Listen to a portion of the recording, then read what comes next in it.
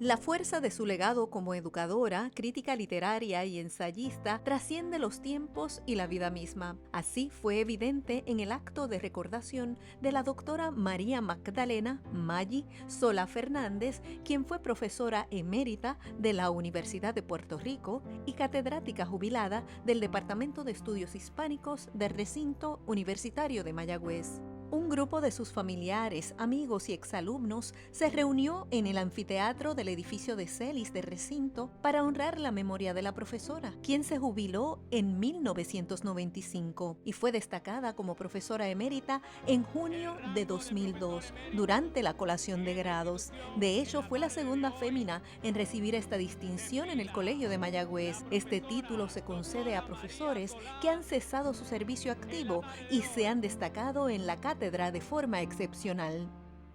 La triste realidad es que le tocó ser una más de las víctimas de esa terrible condición que lentamente la fue arropando de olvidos y vacíos. La muerte la alcanzó, todavía dando la batalla por hacer conexión con quienes la rodeaban, aún mostrando vestigios de claridad e intelecto. Fue bien difícil ser testigo de ese proceso en alguien que, según su propia admisión, escogió, y cito, vivir en las páginas, cierro la cita. Título de una lección magistral que dictó en el 2006. En dicha conferencia mencionó lo afortunada que se sentía de, y nuevamente cito, ganar dinero haciendo lo que más me completa, hablar y escuchar, escribir y leer, y cierro la cita.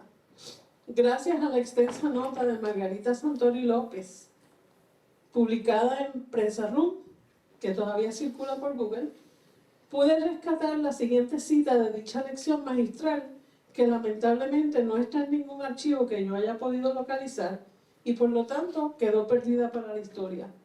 Hablando sobre la poesía, afirmó que era energía renovable. Según cita Santori, y yo reproduzco aquí, y estoy citando nuevamente a mi hermana, sí, energía renovable. Mientras dura la interacción con un verso, uno es joven, la protagonista. Uno experimenta múltiples transformaciones. Cuando se llega a amar un poema por su brevedad y musicalidad, tiende a permanecer en la memoria, de modo que sigue enriqueciendo día tras día, año tras año, la conciencia y la percepción. Y cierro la cita. La conferencia a la que hace referencia se llevó a cabo en el 2006, cuando el Departamento de Estudios Hispánicos le dedicó la Semana de la Lengua, en la que ella dictó la conferencia magistral titulada Vivir en las Páginas. Entre sus obras más difundidas se encuentran sus trabajos sobre la poeta Julia de Burgos y otras escritoras puertorriqueñas de la década de los 70.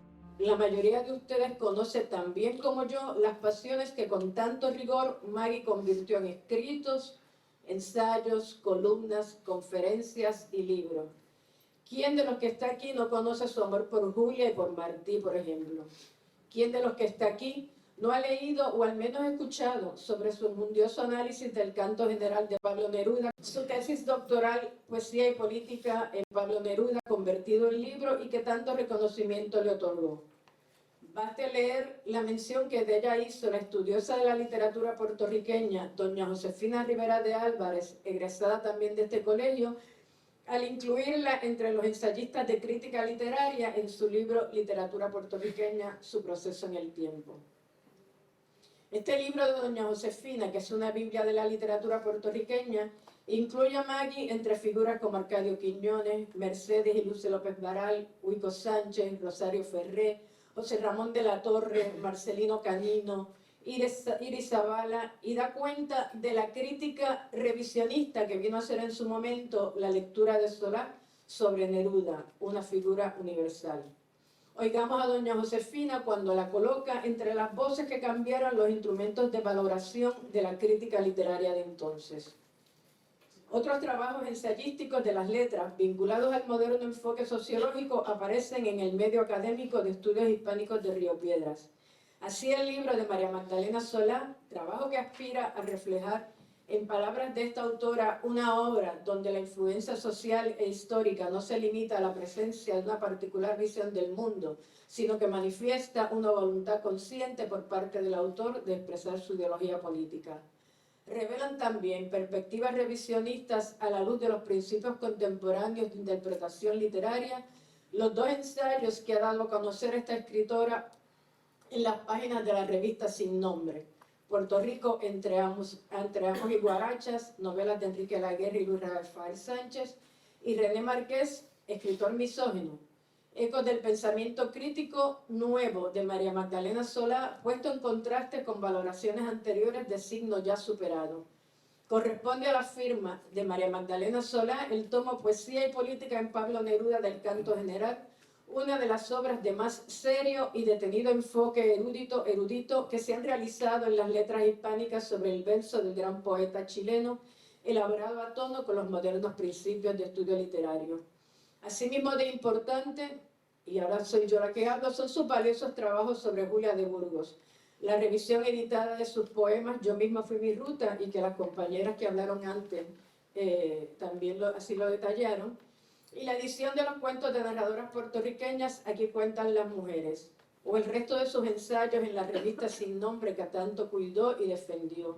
Por su parte, la doctora Julia Cristina Ortiz Lugo, catedrática jubilada de estudios hispánicos, quien fue su alumna en el colegio, también le dedicó unas emotivas palabras. Recuerdo dónde fue, cómo fue y qué llevaba puesto el día en que conocí a María Solá por primera vez. Me había anotado para ayudar a velar exámenes finales en el departamento.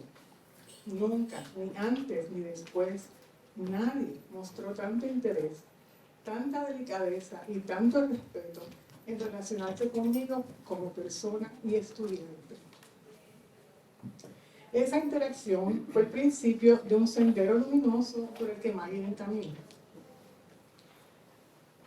Recuerdo mi primer curso con ella, literatura puertorriqueña, un curso panorámico en el que me mostraría no solo la lista de escritores y escritoras con quienes debía relacionarme, sino un cuidadoso y articuladísimo contexto histórico, social, cultural y económico en donde situar esas personas y textos. En su salón aprendí la historia de Puerto Rico porque a quienes debían enseñármela, la tarea les quedaba súper grande. Tuve noticias por primera vez del concepto de la gran familia puertorriqueña y todos los días durante ese año salía con la sensación de que me habían tenido en un búnker, sin contacto con nada, y por fin había podido salir. Su clase me puso en una arena de conflicto crítico que jamás dejaré de apreciar. Para el segundo semestre yo misma la busqué. Recuerdo algunas caras de estudiantes del departamento desaconsejándome porque era aburrida. Su aseveración se cimentaba precisamente en lo que me cautivó y me envolvió en su mundo de luz. Esa profesora divagaba mucho, me decían. Decía que me envolvía en su mundo de luz porque para mí, con ese trasfondo que les he comentado, era como entrar a otra dimensión. Era llenarme con la luz de su conocimiento. Cuando Maggie nos anunciaba con su particular entonación que empezaba la fiesta de la divagación, ahí estaba yo, muy cerquita de ella, con bolígrafo en mano y concentración en high, porque empezarían a caer los nombres, los títulos, los conceptos que debía apuntar como encomienda especial para comprar, buscar y leer. Así fue como Nelita Vientos Gastón, Arcadio Díaz Quiñones y René Márquez dejaron de ser escritores para convertirse en conocidos, casi en amigos imaginarios. Así fue como leí La necesidad del arte y mil cosas más. Esas divagaciones eran la parte que más me conectaba a ella y luego supe por qué. En mi departamento había dioses falsos, falsos eruditos traídos desde el extranjero con aura de unción. Aunque entendía por el producto de sus clases que algo no cuadraba, la verdad era que les daba el beneficio de la duda, porque se movían con lo que entendía yo que era soltura en el mundo de los catálogos de nombres y autores. María era diferente. Era una puertorriqueña como yo, que si bien había estudiado en Harvard, tenía un doctorado de la UT. Asistía todos los días a su proceso de crecimiento y solidificación intelectual porque lo compartía con nosotras. Las voces de Corium, coro de cámara de recinto, fueron también parte del acto de recordación. Para Prensa Room, en la Cámara, Alexander Machado informó Mariam Ludim Rosa.